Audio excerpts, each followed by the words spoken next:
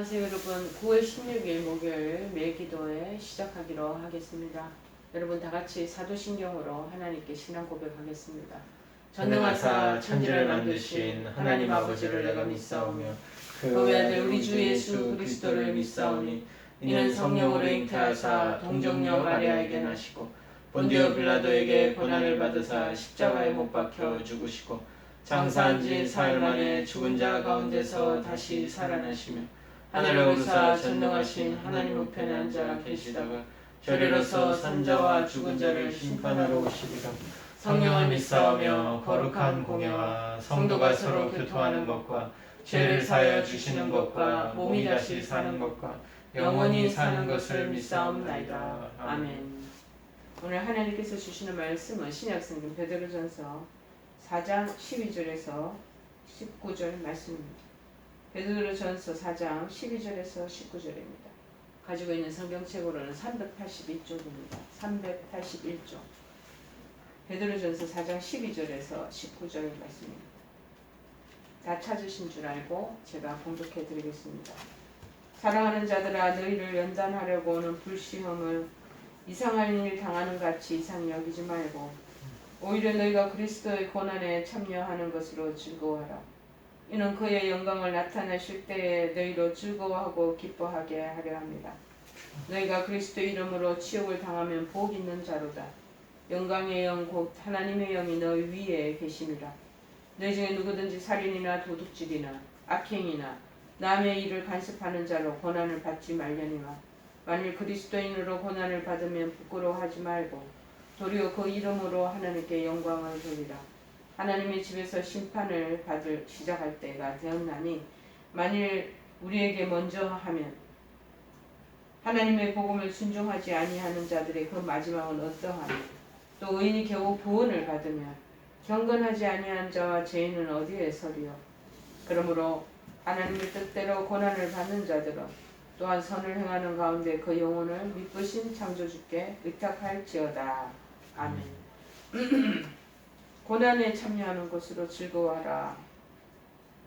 13절 전반부에 있는 내용의 말씀을 제목으로 삼겠습니다. 고난에 참여하는 것으로 즐거워하라.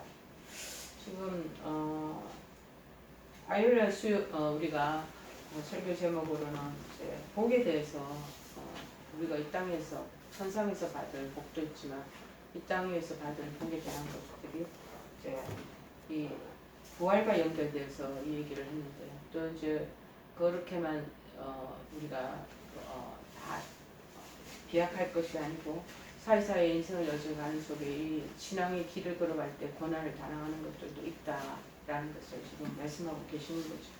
그런데 12절에 보니까 너희를 연단하려고 오는 이 고난을 불시험이라고 생각합니다. 불시험. 자, 왜 불시험이라고 그렇게 했을까요? 그런데 그런 일들이 오는 것을 이상히 여기지 말라. 그 당연히 있다라는 거예요. 고난이 당연히 있고 그런 어려움이 우리가 신앙의 여정 속에 당연히 직면하게 된다라고 얘기를 하는 거죠. 잠언 17장 3절에도 말합니다. 도가니는 은을, 흠은 흠을 연단하거니와 여호와는 마음을 연단하시느니라. 그렇게 말합니다. 불은 금속에 있는 불순물을 제거해주는 역할을 하는 거죠. 따라서 이 불이라는 것은 용광로의 불, 우리의 삶의 불순물을 제거해주는 시험에 대한 적절한 그런 맥락과 같은 표현입니다. 여러분, 시련을 당하는 사람들은 하나님의 자녀들에게서 우리 안에 있는 새 속성의 찌꺼기를 제거하기 위해서 그리스도의 그 어째 학교에서 그리스도라는 이 학교 훈련장에서 받는 교육의 일부분이라는 시험이라는 그 각도에서 관점에서 가만히 생각을 해보니까 고개가 점점 끄덕여지더라. 시련과 이 환난과 역경이 없었다면 우리 인간 자체는 굉장히 본성적이에요. 그래서 어찌 보면은 굉장히 세상적이고 세속적인 그 물결의 조류 속에 우리가 젖어 있기 때문에 그런 가치관과 그런 삶을 살아갈 수밖에 없어요. 그냥 나약한 그런 우리 존재들인데 하나님께서 정말 사랑하시고 특별히 하나님이 정말 아끼시는 그런 주님의 정말 일꾼들이나 사람들에게는 때때로 갑자기 엄습해오는 그런 정말 불시험과 같은 고난이 들어닥칠 때가 있다라는 것입니다. 근데 그거는 뭐냐? 이 불시험이 온다라는 거는 불 속에 가마안에 용광로에 푹 집어넣는다는 거예요. 그거는 우리를 이 안에 있는 불순물을 제거하기 위해서 하나님의 그 거룩함과 하나님 뜻을 쫓아가는 데 있어서 하나님 보시기에 아직까지 그 여전히 세속적인 게 찌꺼기가 남아있는 불순물이 많다라는 거예요. 불순물 제거하기 위해서는 제 최고의 비법이 시련이, 역경이, 고난이 올 때 그것이 벗겨져 나간다는 것을 말합니다. 정말 너무나 고개가 끄덕여지고 맞다라는 생각이 듭니다. 괴로운 경험이 그들에게 닥쳐오는 것은 하나님께서 당신의 자녀들을 인도하고 계시다는 까닭이라는 것. 우리가 때때로는 질병으로 인해서도 마찬가지로 시험이 옵니다. 역경이 시련이 찾아오죠. 그런데 그 시련의 길을 걸을 때 얼른 주님 앞에 부부가 나오는 사람이 있는 반면에 도로 어거지게 반대 방향으로는 떨어져 나가는 사람들도 있다는 것.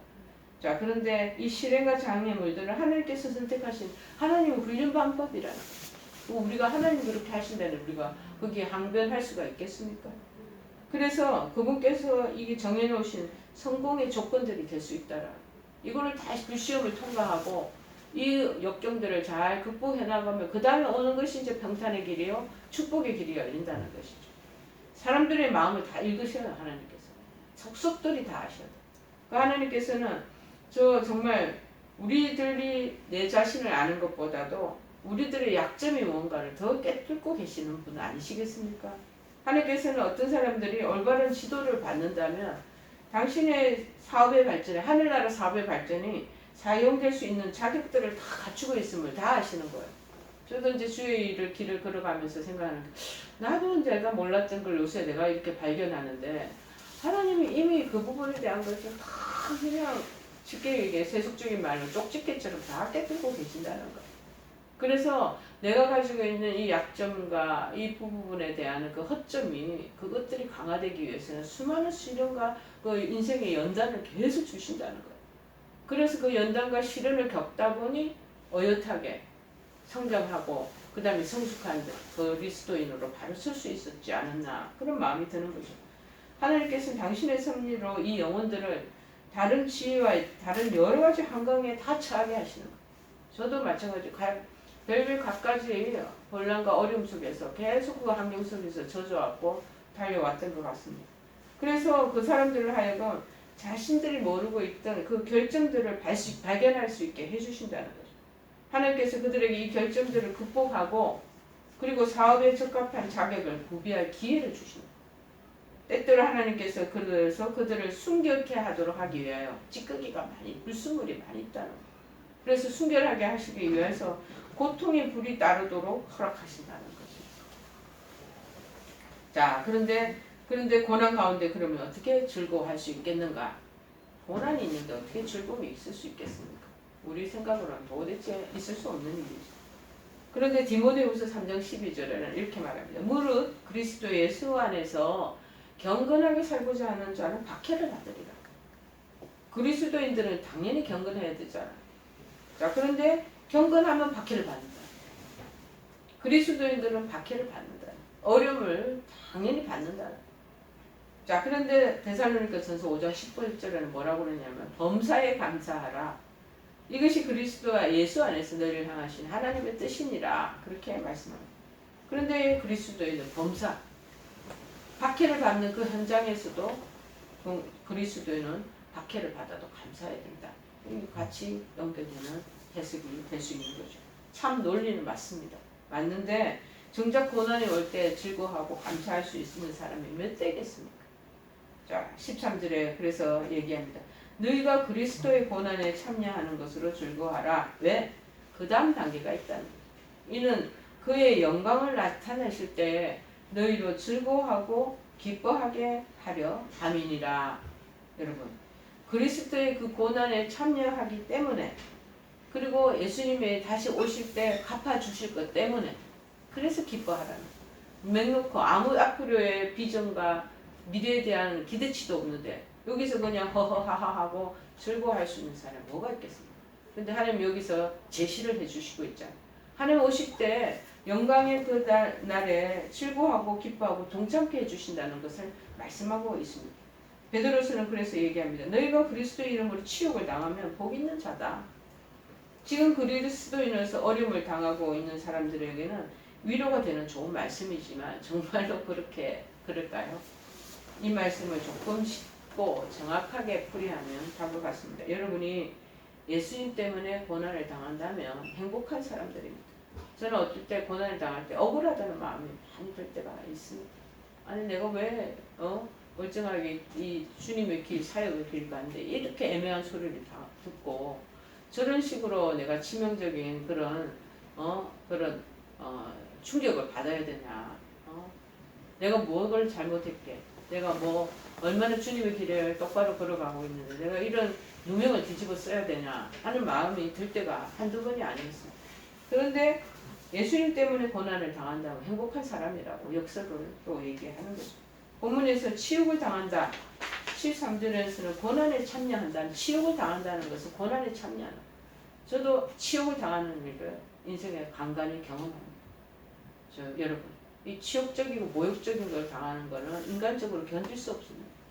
그런데 그것이 이제 고난에 참여하는 것과 같은 영적인 그 의미로 해석을 하면서 바라보라고 말씀하는 것이죠.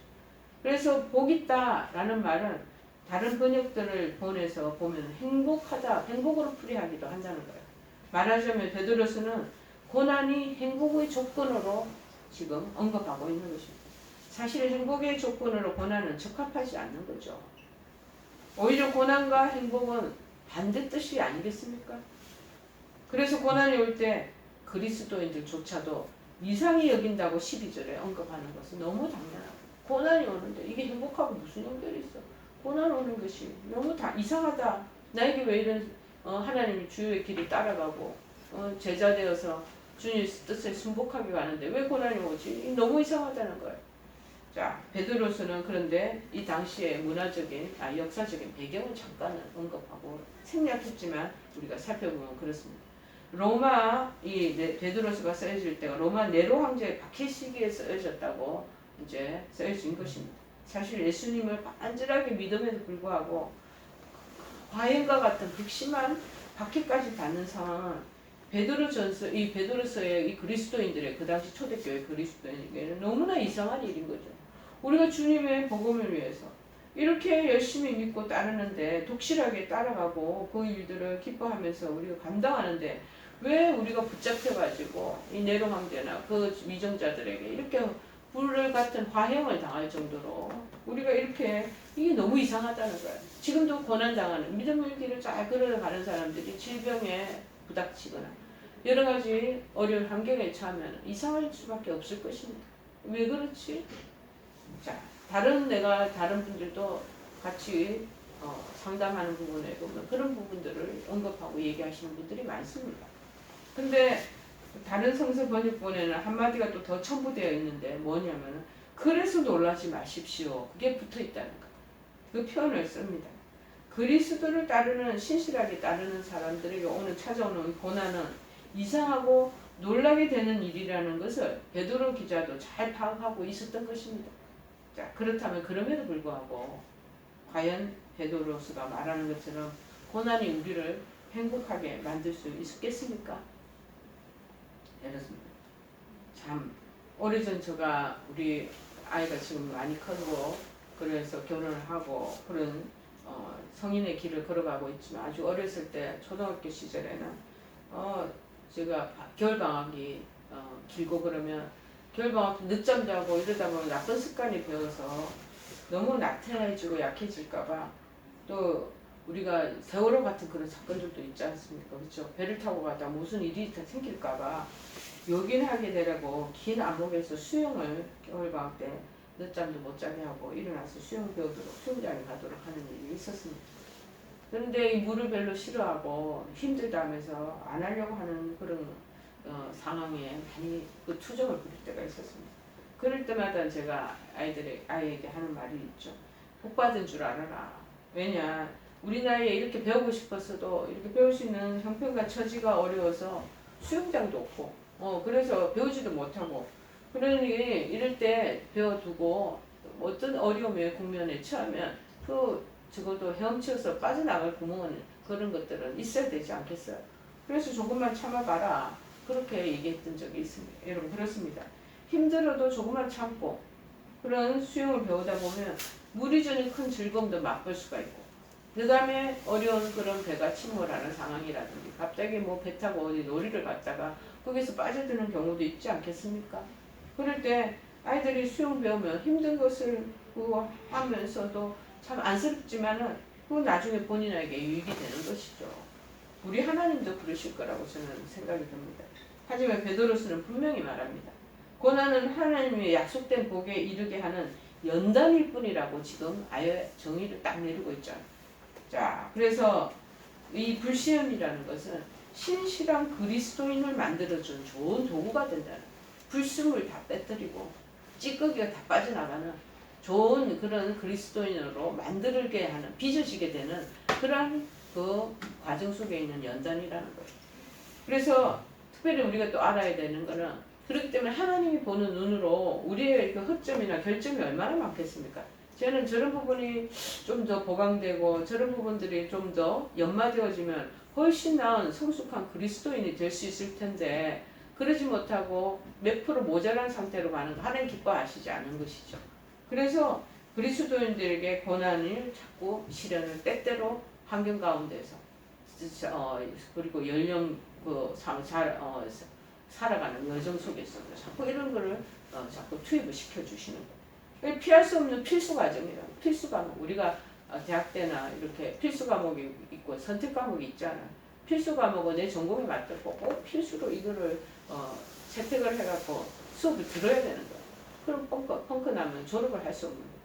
정말 참 그리스도인으로 하나님 보시기에 알맞은 믿음의 도구가 되게 인격체로 하나님께서 만들기 위해서는 고난을 틈틈이 허락하신다는 것입니다. 그래서 우리가 하나님을 믿고 복을 받는다고만 생각하고 가다가 틈틈이 찾아오는 이 시련과 역경을 만나면 막 망연자실 그 주저앉는 사람들이 많은데 그때 우리가 이 말씀이 필요한 거죠. 그 뒤에 오는 행복이 반드시 동반되어진다는 것을 알으라는 거죠.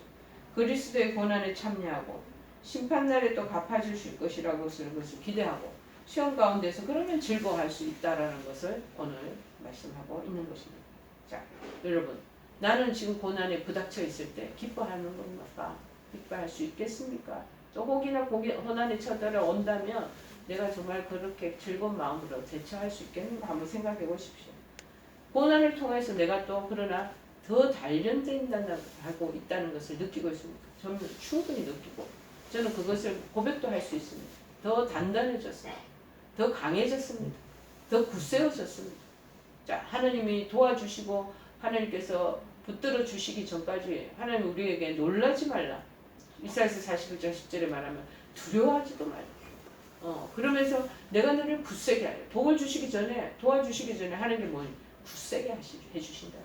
이 불시험이 오는 거, 이 고난이 오는 거 우리를 굳세게 하기. 잘 이겨나가면 더욱 스트롱해지는 거, 단단해지는 거, 흔들림이 없는 거. 신앙이 조금 왔다 갔다 조금 뭔가 모르게 하나님 보시기에 미흡한 점이 있는 것 부분들을 철두철미하게 철벽같이 딱 단단하게 반석 위에 딱 세우게 해주신다는 거예요. 여러분, 그래서 우리도 마찬가지 이 고난을 생각하며 주시는 그 이상하게 생각하거나 놀라지도 말고 하나님 우리에게 주시는 행복의 그 놀라운 그 발판으로 우리를 이렇게 다듬으신다는 걸 생각하면서 이 질고를 또 어려운 상황을 잘 이겨나가시고 이겨내시는 여러분 되시기를 간절히 축원해 드립니다. 자, 우리 찬송가 6장이죠? 325장 325장 찬송하시면서 주기도문으로 마치기로 하겠습니다. 찬송. 예수가 함께 계시리 시험이 오나 겁없네 기쁨의 근원 되시는 예수를 위해 삽시다. 날마다 주를 섬기며 언제나 주를 기리고 그 사랑 안에 살면서 딴 길로 가지 맙시다. 이 세상 사는 동안에 주 이름 전파하면서 무한한 복락 주시는 예수를 위해 삽시다. 날마다 주를 섬기며 언제나 주를 기리고 그 사랑 안에 살면서 딴 길로 가지 맙시다. 다들 주기도문 고백합니다. 하늘에 계신 우리 아버지여, 이름이 거룩히 여김을 받으시오며 나라의 임하시며 뜻이 하늘에서 이룬 것 같이 땅에서도 이루어지이다. 오늘날 우리에게 일용할 양식을 주옵시고 우리가 우리에게 죄 지은 자를 사하여 준 것 같이 우리의 죄를 사하여 주옵시고 우리를 시험에 들게 하지 마옵시고 다만 악에서 구하옵소서. 대개 나라와 권세와 영광이 아버지께 영원히 있사옵나이다. 아멘.